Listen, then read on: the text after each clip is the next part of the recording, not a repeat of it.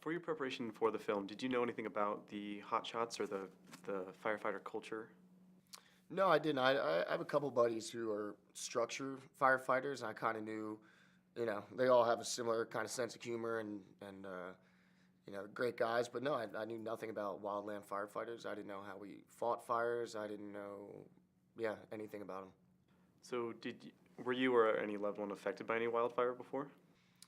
Not really, but my fiance is from California, and in California, she was telling me growing up she had been evacuated like a couple times, but they never thought that it was, I don't know. I guess they always thought that it wouldn't be like real bad. It's kind of like in Florida, I guess, when everyone's freaking out about a hurricane, and in Florida you're like, all right, well, we just need to get a lot of beer, and that's kind of how you withstood the hurricane, but.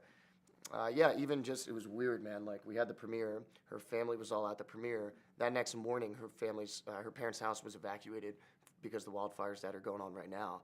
So it was pretty eerie, and, we're lucky to have these men and women who are going out there with just a couple, shovels and chainsaws and stuff, and that's how they're kicking the fire's butt.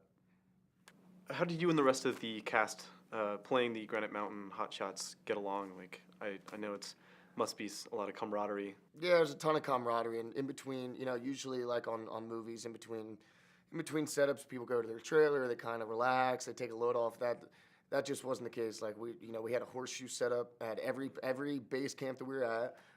Guys are doing workouts, TRX bands, dudes are working out. I don't know, it felt like, yeah, we were just our own kind of traveling bandit dudes that we were filming in such remote locations. Like there was no cell service or anything, and everybody was just kind of just hanging out for sure. And now I know you've played people who have actually existed before, like in Bleed for This. Do you prefer doing those kind of roles? Is there a special thing about taking on those roles? Well, I guess if you're playing a real person, then something pretty incredible had to happen to them.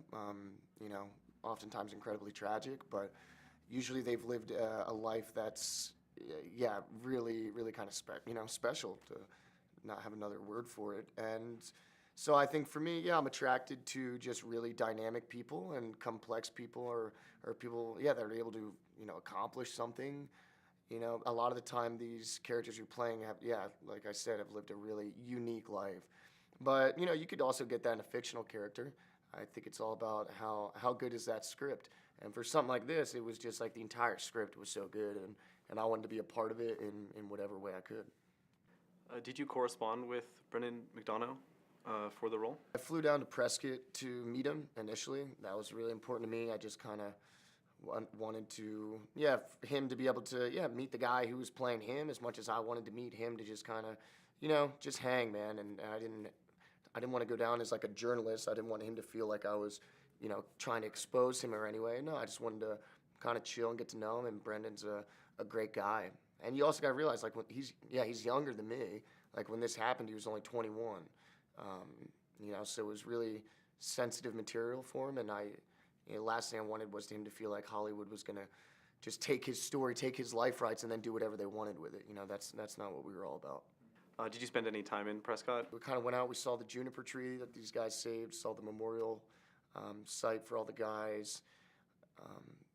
Went down to Whiskey Row, went into Matt's, which is one of the big, the bars that we replicate in our film. And yeah, it seemed like everybody in that town had a story, some type of relation to, the guys we were playing, because they were hometown guys, and it's a small town, so everybody seemed to have a connection to the story.